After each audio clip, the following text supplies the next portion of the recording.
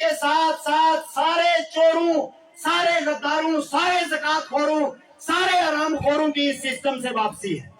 یہ ہے آزادی۔ جب ہم تھانے میں جائیں تو تھانے والا اٹھ کے سلام کرے اور بولے کہ کیا پریشانی ہے، آگے آپ مجھے بتائیں۔ جب جج کے سامنے جائیں تو وہ ہمیں انصاف دے۔ جب دکان پہ جائیں تو ہمیں پتا چلے کہ یہاں پہ کوئی حکومت ہے، یہاں پہ کوئی نظام ہے، یہ مال چالی نہیں ہے، یہ 2 نمبر نہیں ہے، یہ زیادہ قیمت والا نہیں ہے، یہ ناجائز نہیں ہے۔ تب پتا چلتا ہے کہ آپ آزاد ہیں۔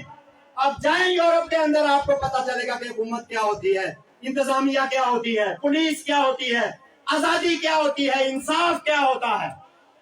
آپ جائیں گے کسی معاشرے میں تو آپ کو پتا چلے گا، یہاں تو پتا ہی نہیں ہے کہ یہ کیا ہے۔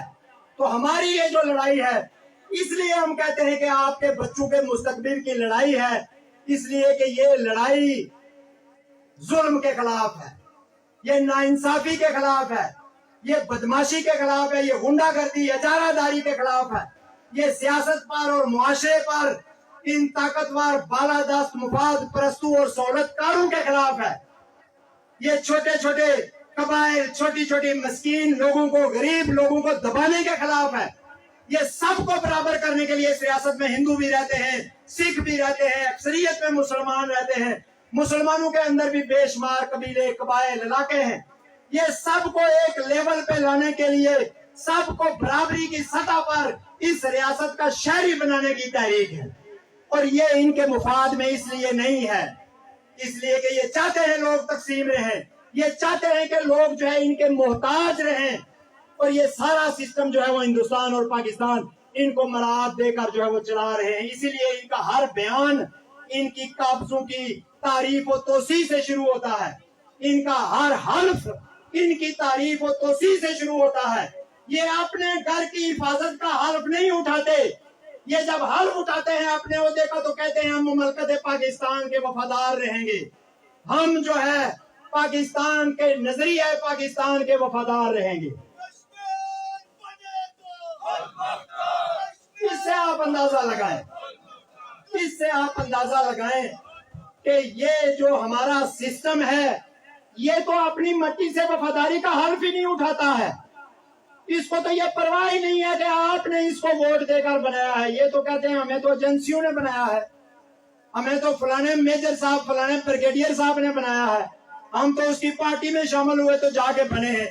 جب آپ کی مٹی سے حلف نہیں ہے، جب آپ سے کوئی حلف اور وفاداری کا کوئی تقاضا نہیں ہے تو پھر ان سے کوئی توقع رکھنا اور یہ سوچنا کہ یہ آپ کے ساتھ کھڑے ہوں گے، یہ بھی ہم میں سے ہیں اور ہم جیسے ہیں، یہ دنیا کے ہر مقدس نظریے کی توہین ہے۔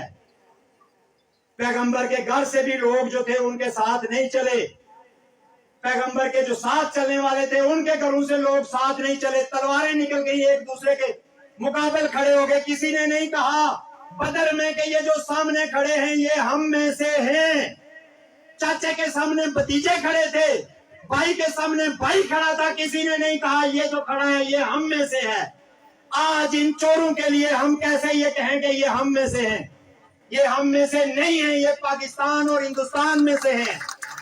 یہ وہاں کی پیداوار ہے، کوئی دہلی کی، کوئی لاہور کی، کوئی کراچی کی، کوئی مدراس کی پیداوار ہے۔ یہ رہتے بھی وہی ہیں، رہنا بھی وہی پسند کرتے ہیں۔